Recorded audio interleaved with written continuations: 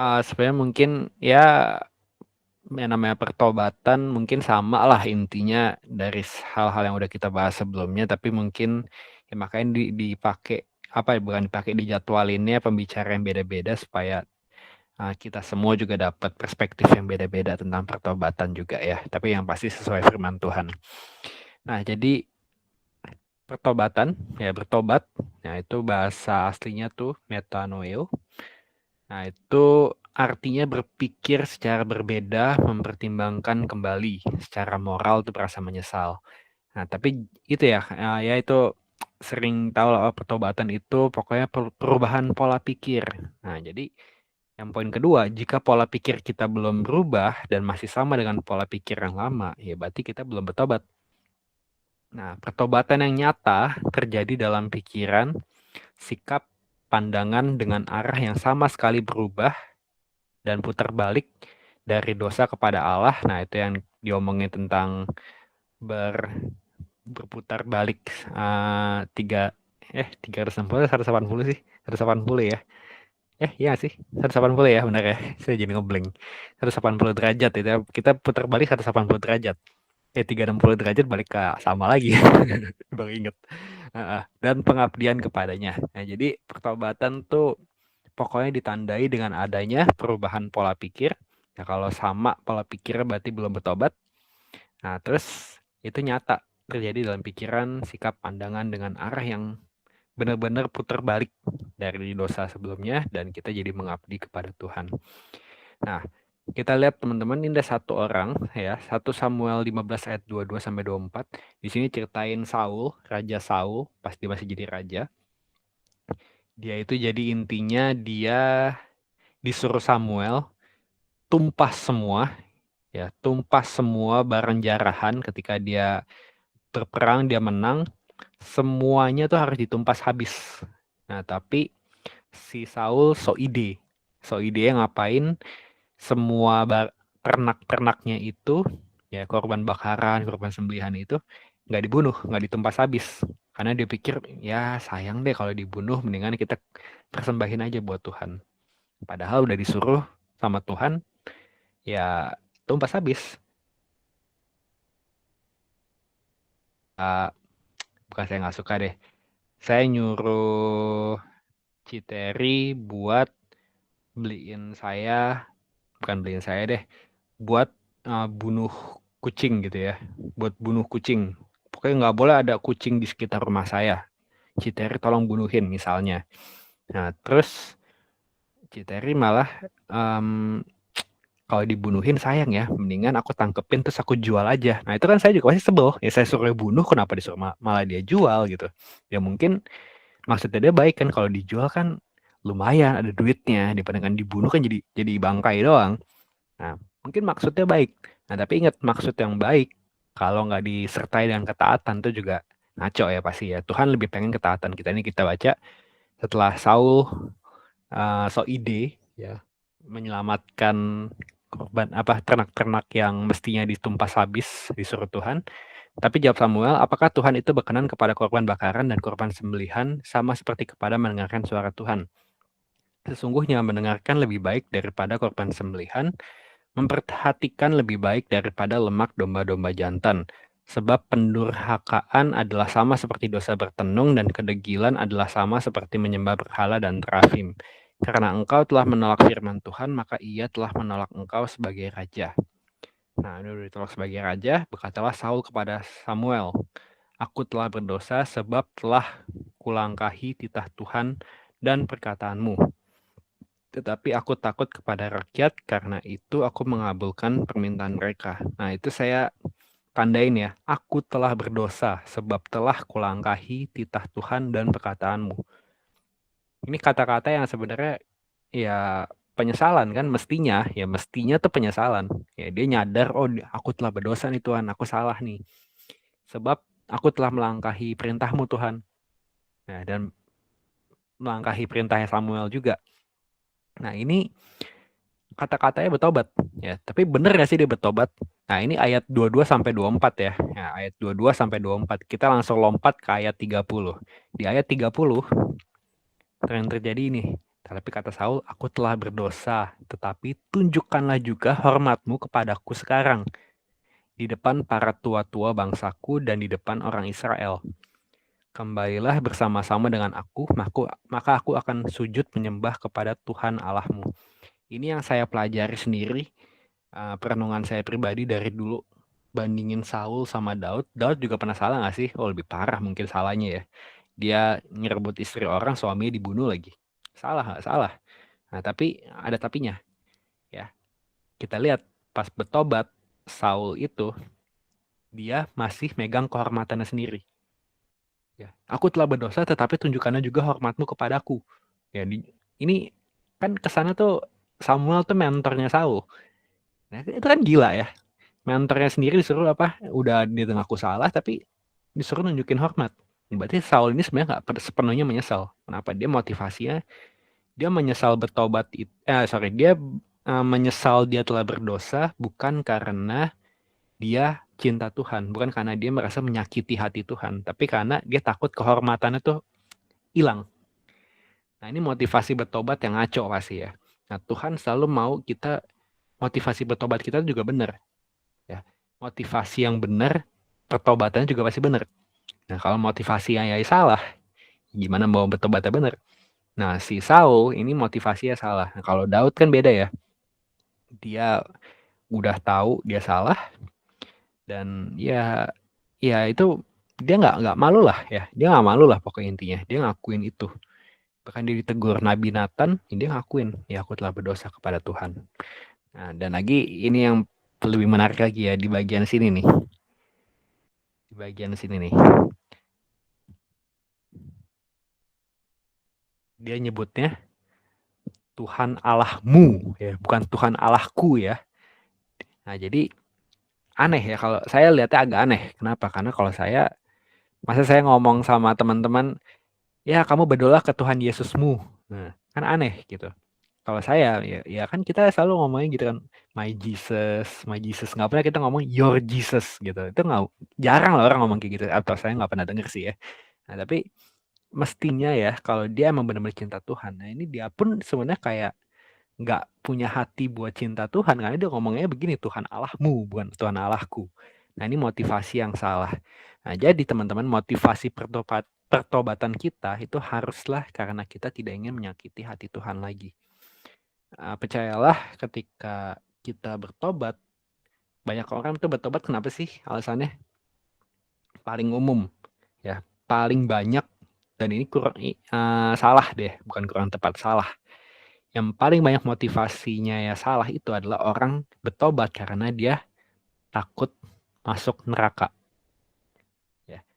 Salah nggak sih takut masuk neraka? Ya, saya juga takut, semua orang juga takut ya. Tapi itu nggak boleh jadi motivasi pertobatan kita.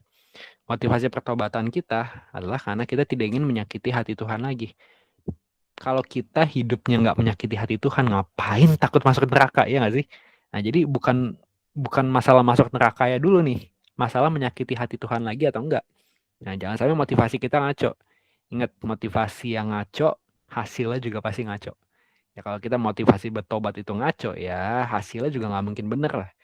Nah, saya juga pernah kayak gitu. Saya bilang, oh saya bertobat karena kenapa? Saya takut, oh nanti kalau saya nggak tobat-tobat, saya nggak tahu umur saya sepanjang apa. Nanti setelah saya nggak tahu umur saya sepanjang apa, tiba-tiba saya mati, wah karena saya belum bertobat, masuk neraka deh. Saya pernah juga kayak gitu. Hasilnya apa? Sama sekali nggak ada pertobatan ya. Ya ada sih, tapi ya bertobat, jatuh lagi, bertobat, jatuh lagi, bertobat, jatuh lagi. Nah, setelah diubah, saya nggak ingin menyakiti hati Tuhan lagi. Nah, baru ada perubahan. Nah, pernah nggak jatuh lagi? Pernah, saya akuin pernah. Ya, tapi itu berhenti total itu ketika saya benar-benar punya hati, aduh saya nyakitin hati Tuhan banget tuh. Ya, karena nggak enak lah ya, teman-teman tahu lah rasanya disakiti hatinya pasti. Nah, kalau kita nyakiti hati Tuhan, pernah kebayang nggak sih? Dan saya yakin Roh Kudus itu hatinya tuh sensitif banget. Sensitif banget. Nah, kita nyakitin sedikit aja dia pasti sedih. Ya, tapi dia bukan sedih dan langsung kayak apa ngamuk-ngamuk gitu. Ya, dia pribadi yang lemah lembut. Tapi dia pasti sedih ketika lihat kita gak bertobat. Nah, jadi intinya teman-teman harus ingat motivasi kita harus benar dulu nih. Motivasi pertobatan kita haruslah karena kita tidak ingin menyakiti hati Tuhan. Lalu, nah ini ayatnya ya yang sesuai tema. Markus 1 ayat 15 katanya, waktunya telah genap, kerajaan Allah sudah dekat, bertobatlah dan percayalah kepada Injil. Nah, saya tertarik banget baca ini. Kenapa bertobatlah dan percayalah kepada Injil. Nah, banyak orang bilang bertobatlah, bertobatlah, bertobatlah, bertobatlah. Tapi ini menarik ya, ada kata dan. Ya, ini bukan pakai atau loh ya. Bertobatlah atau percayalah kepada Injil, bukan kayak gitu. Kalau pakai dan berarti sepaket nih. Sepaket, nggak boleh dipisahin mestinya. Kalau atau ya boleh salah satu, ya dong. Bertobatlah. Kalau nggak mau bertobat ya udah setidaknya percaya kepada Injil lah. Nah itu kan atau.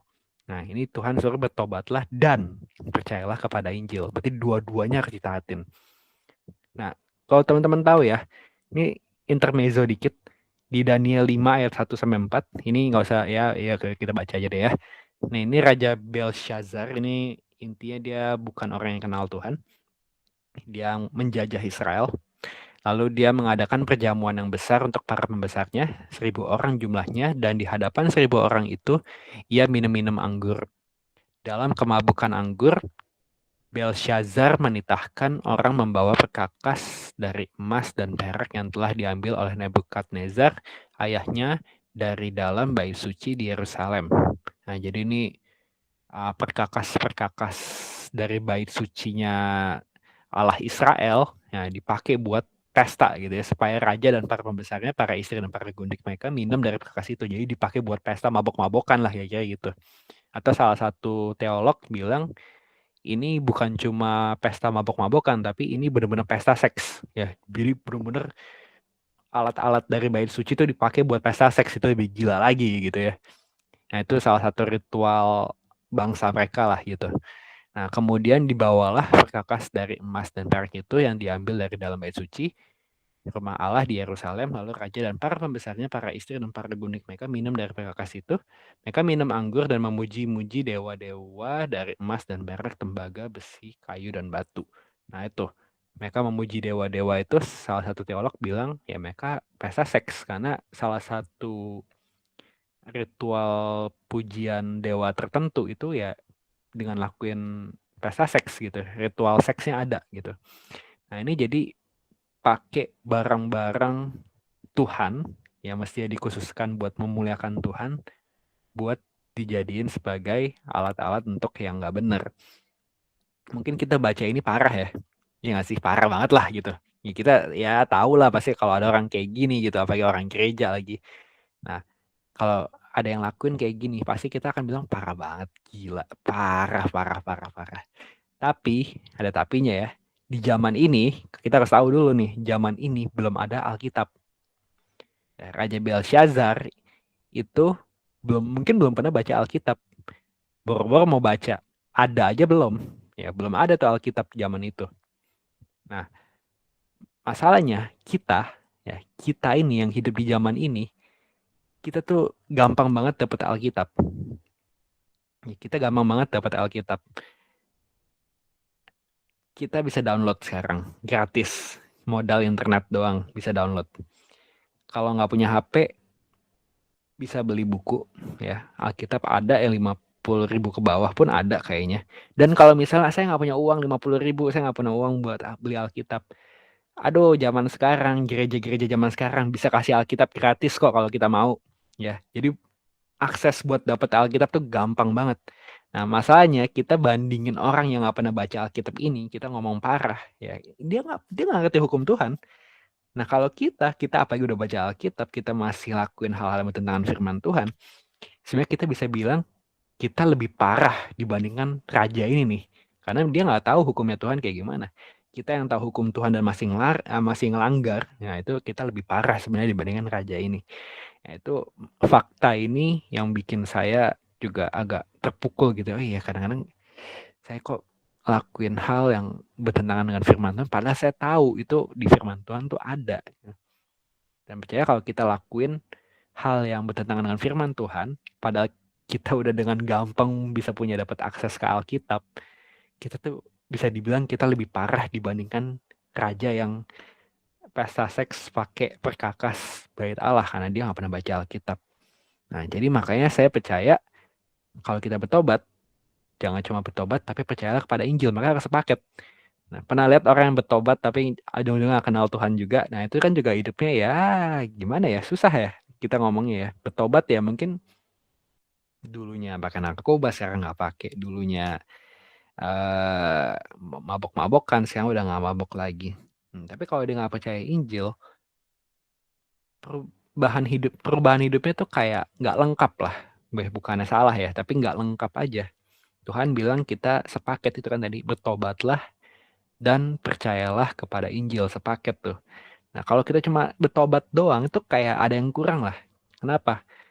Kita mungkin udah nggak melakukan lagi. Nah, tapi kalau kita meninggalkan hidup yang salah kan kita harus menjalani hidup yang benarnya. Nah, gimana caranya kita hidup yang benar kalau kita nggak kenal Injil? Kita juga harus makanya pegang sama Injil. Pegang Injil itu erat-erat banget hidupnya. Ya, kita penting lah makanya baca firman walaupun kita nggak ngerti. Baca dulu aja, nanti lama-lama juga pasti ngerti. Saya selalu begitu. Dan pasti ada perubahan ketika kita benar-benar baca dan kita renungin juga dan pasti kita taatin. Intinya jangan cuma bertobat, tapi percayalah kepada Injil. Yang kedua, Yesaya 31 ayat 18. Telah kudengar sungguh-sungguh Efraim meratap, engkau telah menghajar aku dan aku telah menerima hajaran, seperti anak lembu yang tidak terlatih. Bawalah aku kembali supaya aku berbalik, sebab engkaulah Tuhan Allahku.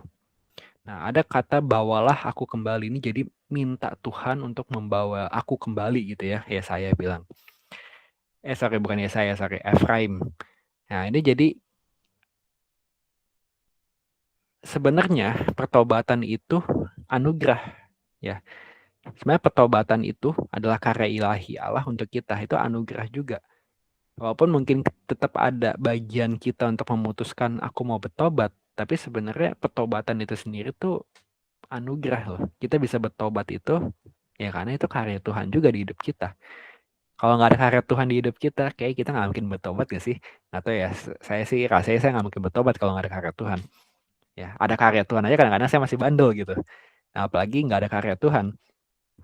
Ya, intinya pertobatan itu anugerah. Dan kita diampuni, kita dapat kasih karunia Tuhan, itu lebih anugerah lagi. Ya, saya baru ngerti akhir-akhir ini, oh ternyata kasih karunia tuh sampai kayak gitu ya. Sampai kayak gitu tuh. Sedalam itu Tuhan mau ngampuni kita yang kita mestinya tuh nggak layak diampuni. Ya, kalau teman-teman merasa layak diampuni, ya bertobatlah gitu ya. Nggak ada satu dari kita yang layak untuk diampuni. Makanya ya kita benar-benar juga harus mengampuni sesama kita ya karena kita pun diampuni Tuhan sampai kayak gitu. Ini juga teguran buat saya sendiri ya. Nah, jadi yang pertama kalau kita bertobat, jangan cuma bertobat, percayalah kepada Injil ya, biar Injil itu merubah hidup kita. Yang kedua, ingat pertobatan itu anugerah dari Tuhan juga. Itu karya ilahi dari Tuhan buat kita. Tanpa kasih karunia Tuhan, kita tuh kayak nggak mungkin bisa bertobat. Ya, jadi bukan cuma keputusan kita, tapi itu juga karya Tuhan. Yang ketiga, nah ini Efesus 4 ayat 28 sampai 29.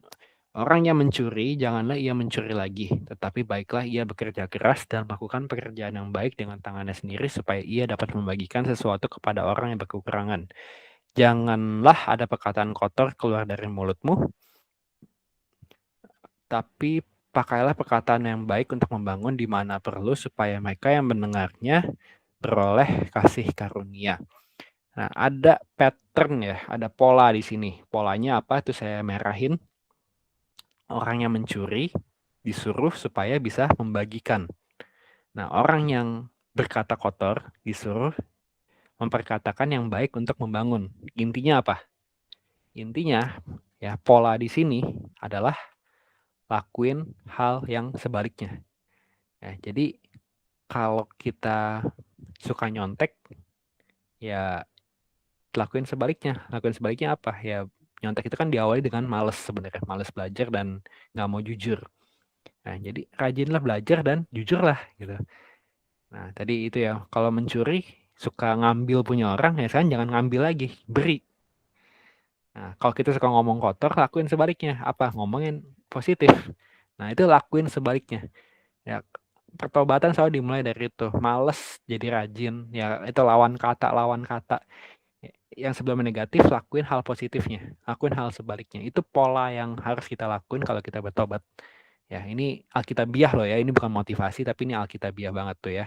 Mencuri, membagikan sesuatu, perkataan kotor, jadi perkataan yang baik untuk membangun. Jadi selalu polanya begitu. Lakukan hal yang sebaliknya.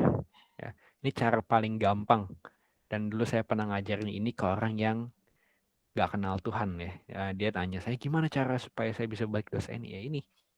Ya ini ya saya nggak ngomong ayatnya ya karena dia belum kenal Tuhan dan takutnya dia malah jadi bikin tembok ke saya. Tapi saya bilang gitu, lakuin aja hal sebaliknya yang kamu lakuin.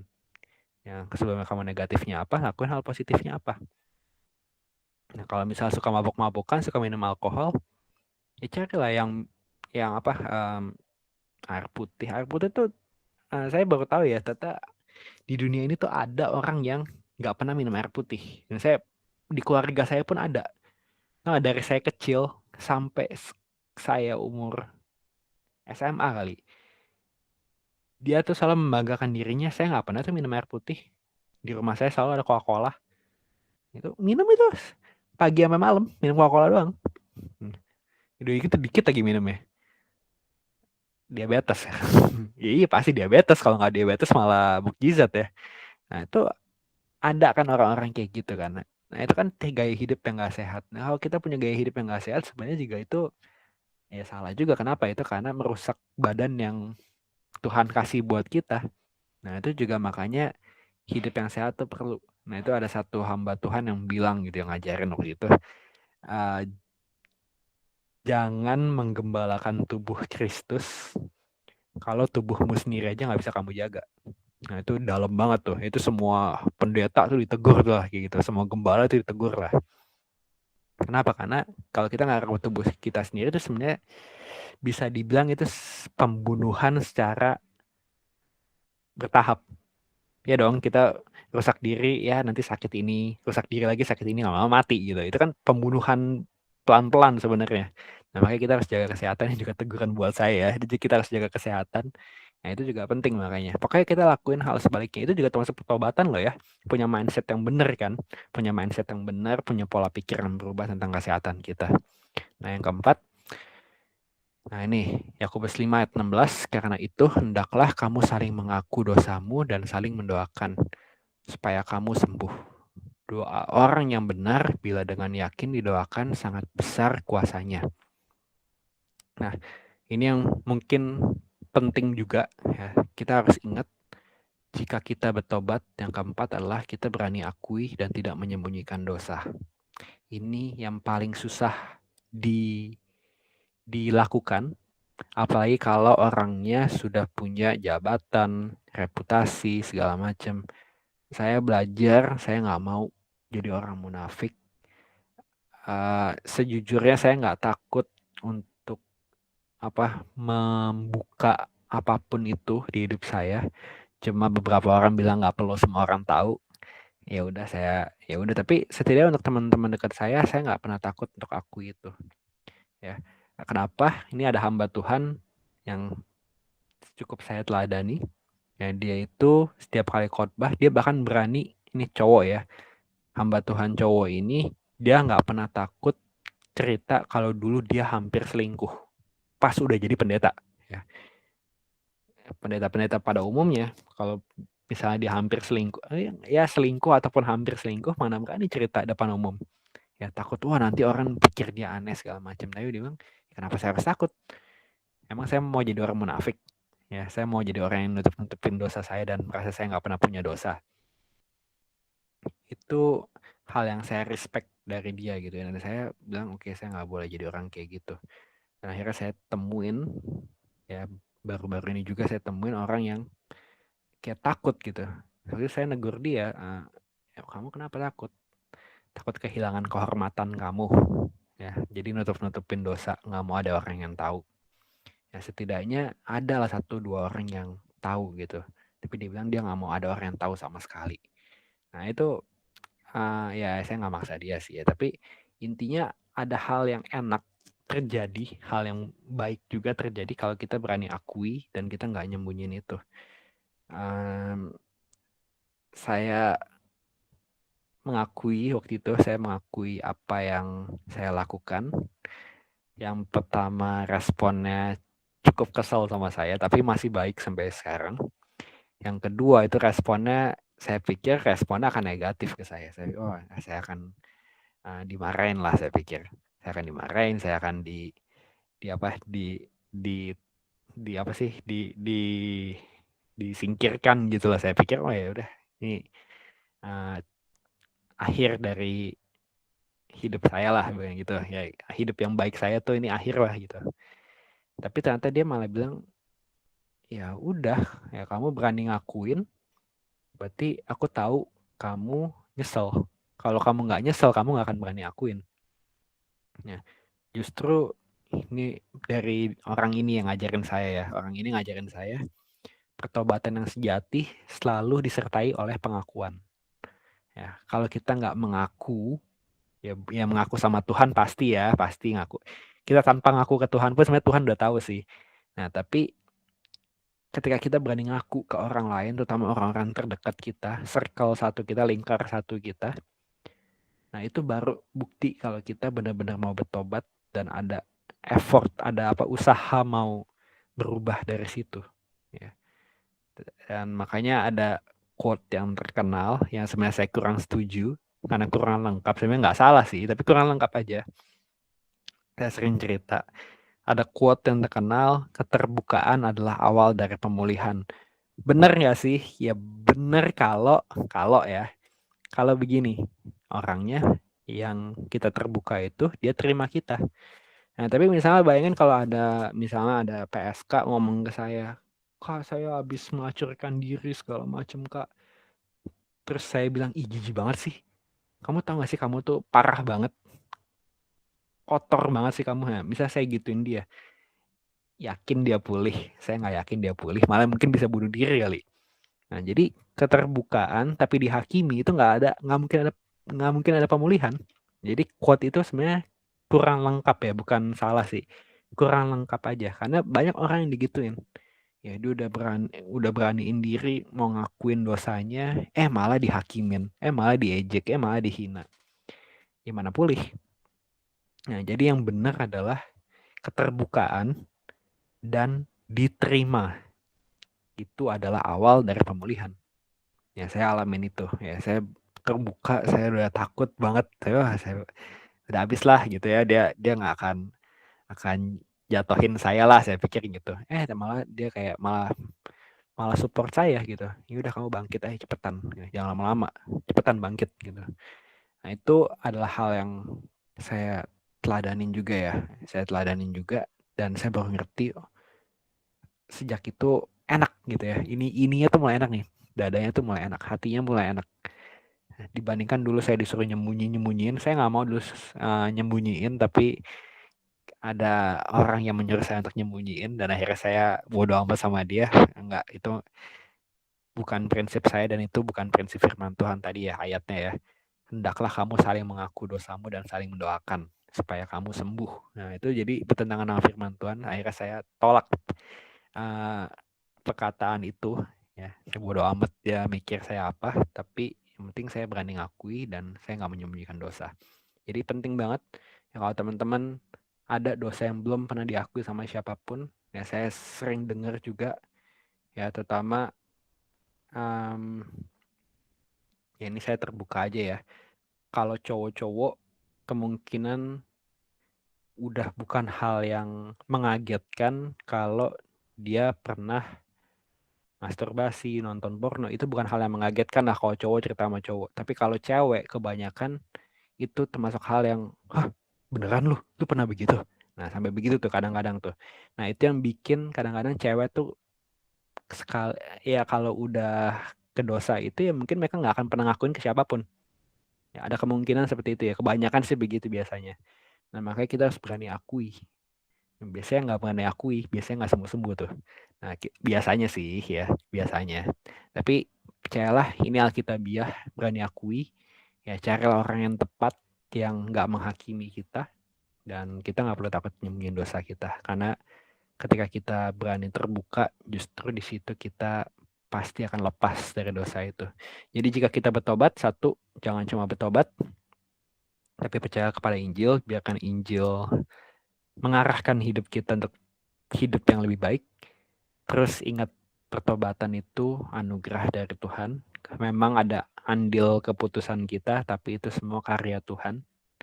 Itu kasih karunia Tuhan. Kita masih bisa nafas pun kasih karunia Tuhan sebenarnya. Semuanya itu adalah anugerah lah ya. Nah, lakukan hal sebaliknya. Yang ketiga, lakuin hal sebaliknya. Ya, kalau ngomong kotor, ubah jadi ngomong positif. Kalau suka mencuri, bagi-bagikan. Kalau malas, jadilah rajin. Yang keempat, berani akui dan tidak menyembunyikan dosa. Nah, saya akan tutup dengan kisah yang paling klasik juga di Alkitab, yaitu kisah Zakheus. Nah, banyak yang bilang, ya kita baca dulu ya. Yesus masuk ke kota Yeriko dan berjalan terus melintasi kota itu. Di situ ada seorang bernama Zakheus, kepala pemungut cukai, dan ia seorang yang kaya. Ia berusaha untuk melihat orang apakah Yesus itu, tetapi ia tidak berhasil karena orang banyak sebab badannya pendek. Nih, saya stop sampai sini dulu ya. Banyak orang bilang, kalau ditanya orang tuh sering bilang, Zakheus tuh kerjanya apa sih? Orang biasanya bilang, oh pemungut cukai. Nah, itu udah salah ya. Zakheus itu nggak pernah dikatakan sebagai pemungut cukai. Baca lagi tuh. Tuh ada tuh ya, tulisannya ada tuh. Dia itu kepala pemungut cukai. Ya, jadi kalau ada yang tanya, ada yang jawab, Zakheus kerjanya apa? Pemungut cukai. Mana ayatnya? Nggak ada. Nah, saya udah cek bahasa aslinya pemungut cukai sama kepala pemungut cukai itu bahasa aslinya tuh udah beda. Ya, beda. Cek nggak percaya. Nah, itu kepala sama pemungut cukai. Nah, ini logika-logika aja ya. Ada orang jahat sama bos orang jahat. Lebih parah yang mana? Ya, ada orang jahat sama ada bos orang jahat. Lebih parah yang mana? Pasti bosnya. Ya, biasanya sih. Ya. Ya, umumnya 90%, 99% pasti bosnya lebih jahat lah. Nah, ini kepala pemungut cukai. Ini jadi orang lebih parah dibandingkan orang parah gitu. Ya, ini orang parah di antara orang parah. Nah, jadi orang parah aja, pemungut cukai biasa aja udah dibenci, apalagi kepalanya lebih dibenci lagi mungkin. Ya, ini benar-benar udah kayak sampah masyarakat lah gitu. Kenapa sampah masyarakat? Ya ini sepotong aja ya supaya nggak lama. Pemungut cukai intinya adalah kerjanya itu, kalau ini kan bangsa Romawi jajah bangsa Israel zaman Tuhan Yesus tuh. Bangsa Romawi jajah bangsa Israel. Nah, mestinya yang nagih pajak ya bangsa Romawi nagih pajak ke orang Israel. Nah, tapi ini enggak. Bangsa Romawi pilih ke salah satu orang Israel, bilang, kamu harus tagihin pajak ke orang sebangsa kamu. Nah, dan biasanya mereka udah nagih pajak ke orang sebangsa sendiri dan itu dianggap sebagai pengkhianatan. Kok dukung bangsa penjajah bukan dukung bangsa kita sendiri. Nah, itu udah dianggap pengkhianatan sama bangsa-bangsanya, sama teman-teman sebangsanya. Udah gitu, udah dianggap pengkhianat. Ini ditambahin lagi dosanya. Dosanya apa? Pajaknya 3 juta, dipungutnya 5 juta misalnya. Nah, itu orang lebih kesel lagi maka sama pemungut cukai. Udah sampah banget lah gitu ya, udah sampah masyarakat banget lah, udah nggak pantas dianggap teman gitu. Udah nggak dipantas dianggap apa saudara lagi. Nah, itu parah jadi hidupnya. Nah, itu aja udah parah pemungut cukainya. Ini kepalanya lagi. Wah, ini lebih kaya lagi. Makanya ia seorang yang kaya gitu. Nah, maka berlarilah ia mendahului orang banyak lalu memanjat pohon ara untuk melihat Yesus yang akan lewat di situ. Ketika Yesus sampai ke tempat itu, ia melihat ke atas dan berkata, Zakheus, segeralah turun. Sebab hari ini aku harus menumpang di rumahmu. Ini jadi ada orang sampah masyarakat. Ya, ini orang terparah dari orang parah. Tapi ada satu rabi terkenal zaman itu, yaitu Tuhan Yesus, ya pengajar terkenal. Dia mau masuk ke rumah si sampah ini gitu ya. Dia mau masuk ke rumah si sampah ini. Zaman itu kalau lu begaul sama sampah, Ya, kalau kita bergaul sama sampah, kita akan dianggap sampah juga mestinya. Ini makanya, aduh gila. Tuhan Yesus tuh teladannya tuh gila banget ya makanya ya.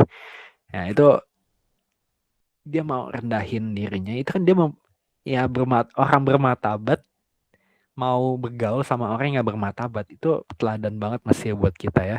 Nah, lalu Zakheus segera turun dan menerima Yesus dengan sukacita. Nah, itu karena dia tahu tuh, gila, orang sesampah gue didatengin sama orang sesuci itu. Ini kan kontras banget. Ya, kontras banget. Sejauh apa yang satu tuh wah keren banget setinggi langit, yang ini benar-benar kekubur di dalam lah gitu. Tapi mau gitu bertemu sama Zakheus dan masuk ke rumahnya. Nah, tapi makanya ini, nah, semua orang yang melihat hal itu bersungut-sungut. Katanya, ih, ia menumpang di rumah orang berdosa.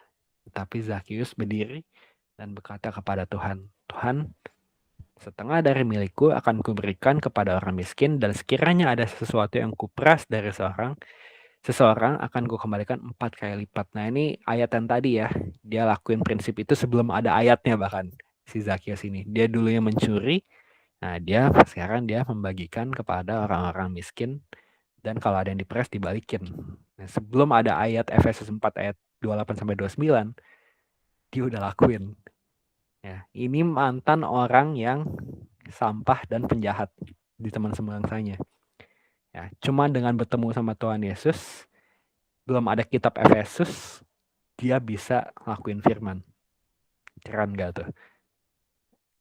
Itu semua didapat terjadi karena pertemuan sama Tuhan Yesus. Dia rasain, oh Tuhan Yesus gila, masih mau ngampuni aku.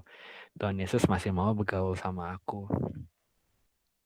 Dan ketika kita makanya tahu ya, di Tuhan Yesus ngomong ke Zakheus, hari ini telah terjadi keselamatan kepada rumah ini, karena orang ini pun anak Abraham, sebab anak manusia datang untuk mencari dan menyelamatkan yang hilang. Kalau kita tahu, oh ternyata kata-kata menyelamatkan mencari dan menyelamatkan yang hilang tuh nggak sesimpel itu ya. Ya nggak sih, nggak sesimpel itu. Ternyata itu lebih deep dibandingkan yang kita pikir, oh ya kita domba tersesat, Tuhan temuin. Nah, kata tersesat itu pun sebenarnya kan dalam kalau kita mau teliti. Kita tuh separah itu. Nah, tapi Tuhan tuh masih mau bergaul sama kita. Nah, saya juga gak kebayang kayak Daud, dia udah habis kayak begitu, rebut istri orang, bunuh suaminya lagi. Tapi Tuhan Yesus masih bilang hambaku Daud. Sampai zaman sesudahnya itu, sesudah Daud mati pun masih dibilang itu hambaku Daud.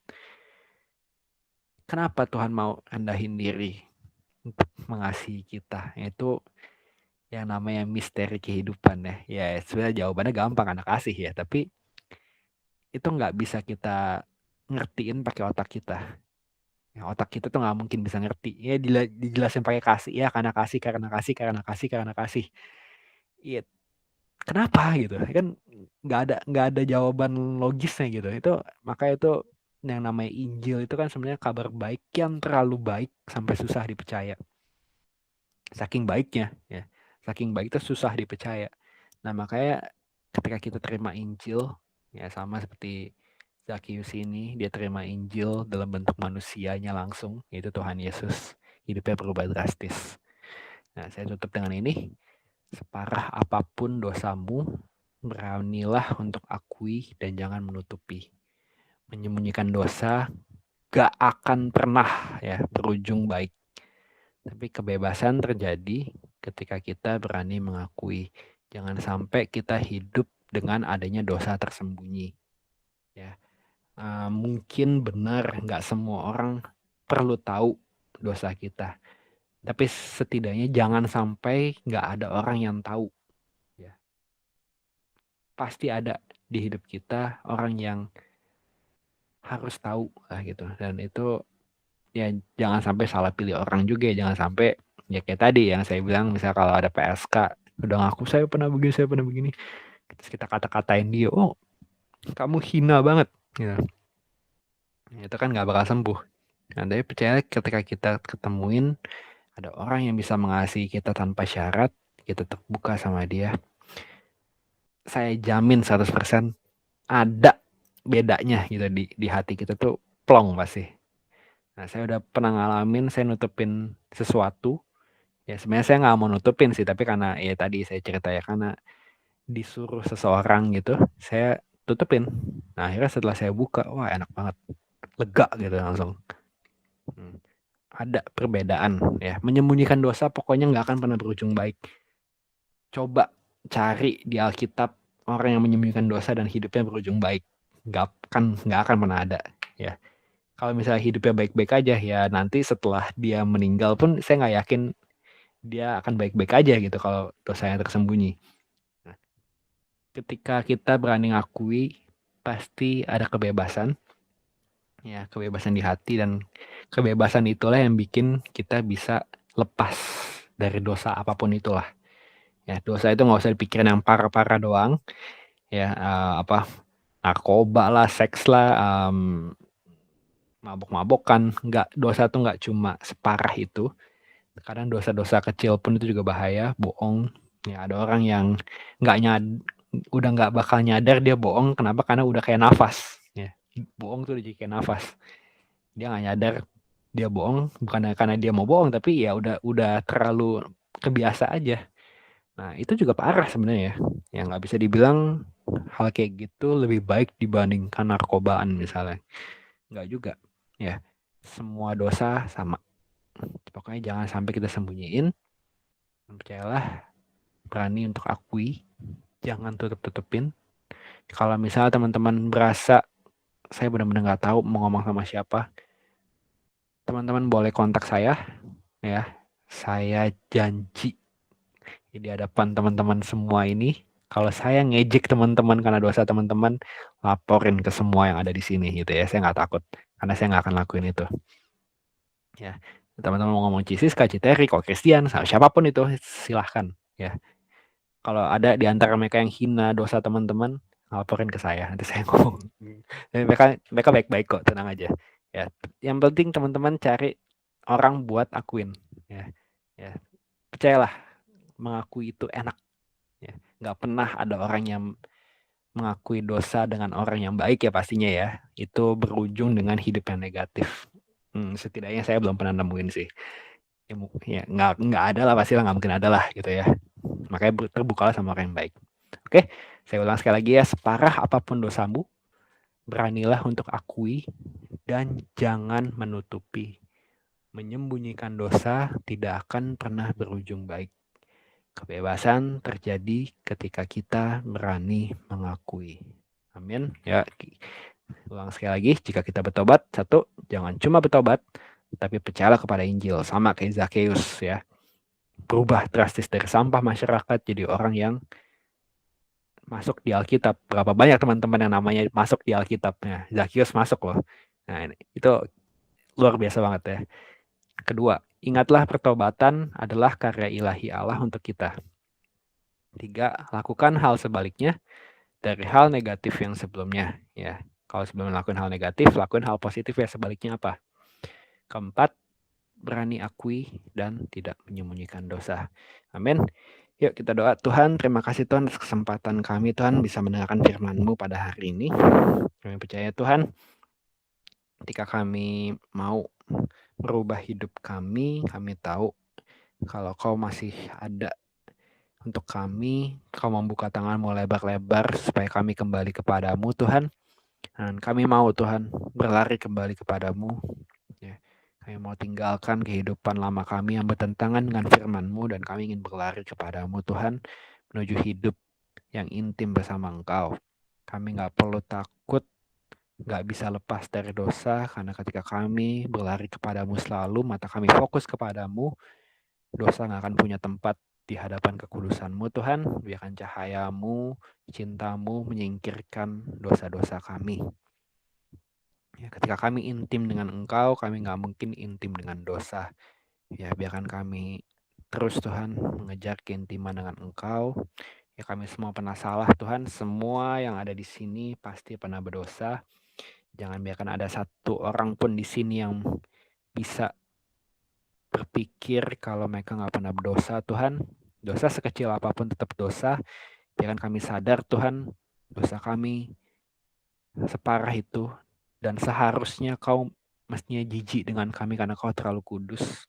Mestinya kau jijik orang sekudus engkau, ya pribadi sekudus engkau dihadapkan dengan orang seberdosa kami. Mestinya kau jijik kepada kami, tapi kau tetap memeluk kami Tuhan. Dan mestinya ketika kami menyadari hal itu justru mengubahkan kami. Ya, biarkan kami tahu Tuhan, semua pertobatan ini, semua hal yang akan kami lepaskan, semua dosa yang akan kami lepaskan, itu semua juga karena anugerah-Mu Tuhan kami bisa hidup lepas dari dosa. Ya, hari ini Tuhan kami mau ambil komitmen untuk diri kami sendiri, kami mau lepas dari dosa apapun itu, di dalam nama Yesus kami mau lepas. Kami mau benar-benar kembali ke pelukan-Mu dan merasakan kasih-Mu lebih lagi. Ya, kami juga mau berubah Tuhan, kami mulai belajar apa yang jadi firman-Mu, kami taati, kami lakukan semua hal yang salah sebelumnya, kami lakukan yang sebaliknya. Kalau kami mencuri, kami mulai membagikan, kami ngomong kotor, kami mulai ngomong yang membangun. Dan apapun itu Tuhan, kami mulai lakukan yang sebaliknya. Dan yang terakhir Tuhan, pastinya biarkan kami berani terbuka dan mengakui apapun yang kami lakukan. Ya, kami nggak mau tutup-tutupi Tuhan sampai nggak ada orang pun yang tahu di dunia ini. Ya, kami mau terbuka, tunjukkan kepada kami Tuhan orang-orang yang bisa menerima kami ketika kami terbuka. Dan kami tahu ketika kami mau mengakui dan terbuka, kebebasan terjadi. Ya, mungkin susah untuk terbuka, mungkin malu juga untuk terbuka, tapi endingnya pasti lebih baik dibandingkan tidak terbuka. Dan kami mau Tuhan, sama seperti firman-Mu katakan, kami mau saling mengaku, saling mendoakan, dan kami pasti bisa sembuh. Kami tahu Tuhan, ini semua adalah anugerah. Semua hal itu pasti anugerah Tuhan dari Engkau. Segala-galanya adalah anugerah. Biarkan kami tahu, biarkan kami sadar, hidup kami tanpa-Mu benar-benar sampah. Ya. Hidup kami tanpa-Mu, kami benar-benar sampah Tuhan. Apalah arti hidup kami tanpa Engkau? Kami bisa nafas saja karena anugerah-Mu Tuhan. Apalagi yang lainnya. Ya, biarkan kami sadar Tuhan, kami harus berbalik dan makin intim dengan Engkau. Ini keputusan kami Tuhan, biarkan ini jadi keputusan setiap orang yang ada di sini yang ikut ini. Ya, ini jadi keputusan kami mau tinggalkan dosa kami dan kami ingin semakin intim dengan Engkau. Ya, biarkan kami juga saling support satu sama lain Tuhan. Kalau ada di antara kami yang belum lepas dari dosa apapun, kami bisa saling support dan saling membangun. Di dalam nama Yesus kami berdoa dan mengucap syukur. Amin.